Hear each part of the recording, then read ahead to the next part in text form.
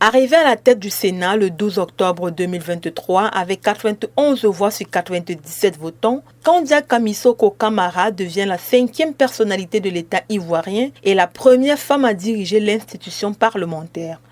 Âgée de 64 ans et ancienne ministre de l'Éducation nationale, puis des Relations extérieures avant la dissolution du gouvernement le 6 octobre dernier, Kandia Kamisoko Kamara a milité pendant plus d'une décennie aux côtés du président Alassane Ouattara. Il faut dire que Kandia Kamisoko Kamara a toujours été une militante loyale à l'actuel président de la Côte d'Ivoire et a su gravir presque tous les échelons politiques, depuis l'ex-RDR à la majorité présidentielle, le RHDP, le Rassemblement des oufouettistes pour la démocratie et la paix. De Guillaume Soro à Jérôme Patrick Hachi, Kandi Kamisoko Kamara n'avait jamais quitté l'équipe gouvernementale sous Ouattara. Elle a côtoyé les premiers ministres Aossou Kouado Jano, Daniel Kaban-Dukan, Amadou Gon Coulibaly et Ahmed Bakayoko.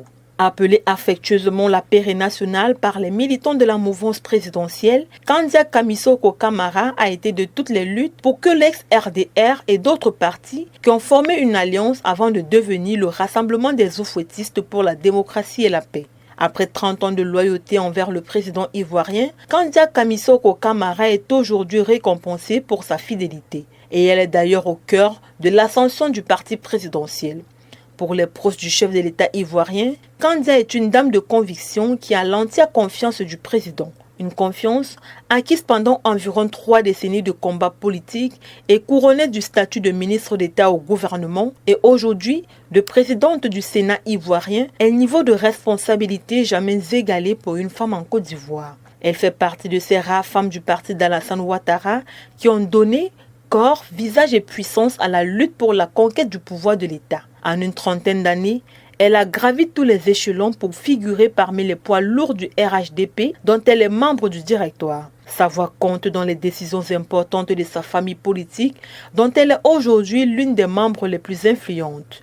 Ancienne vice-présidente du Réseau national des femmes libérales, elle a dirigé pendant plusieurs années l'Union nationale des femmes de l'ex-RDR avant d'être appelée dans le premier gouvernement d'Alassane Ouattara le 4 décembre 2010 comme ministre de l'Éducation nationale. Un portefeuille qu'elle gère pendant 10 ans. Réputée pour son caractère combatif et son verbe direct, la ministre se trouvera au centre de quelques controverses, notamment suite à la publication d'une photo aux côtés de sa fille, tout juste diplômée d'une université américaine, au détriment d'un établissement ivoirien, et à la nomination de son mari à la direction du bureau économique de l'ambassade de Côte d'Ivoire aux États-Unis. En 2021, elle est nommée chef de la diplomatie ivoirienne, faisant d'elle la première femme à atteindre un tel niveau de responsabilité. Réélue en septembre dernier haut la main avec 71% des voix à la mairie d'Abobo, l'une des plus grandes communes du pays, elle était donc candidate unique pour la présidence du Sénat. Une élection qu'elle remporte sans surprise.